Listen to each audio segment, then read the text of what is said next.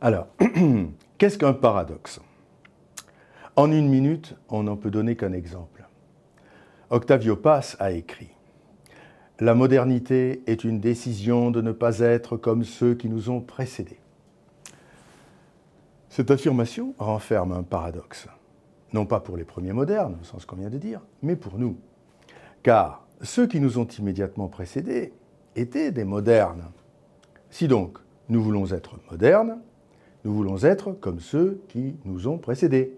Et donc, par définition, nous ne voulons pas vraiment être modernes.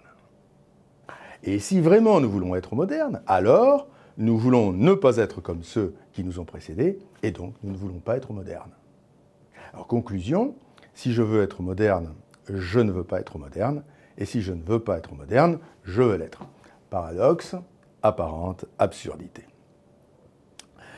On sort de l'absurdité en comprenant qu'il peut y avoir du moderne durable, voire perpétuel, si l'amélioration nouvelle qui fait époque est tenue pour stable ou définitive.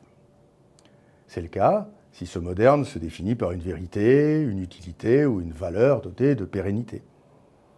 Ce qui est durablement moderne se rapproche donc énormément de ce qu'on nomme classique. Le paradoxe fait comprendre que pour être moderne sans absurdité ou superficialité, il faut croire qu'on peut créer en imitant et imiter tout en progressant.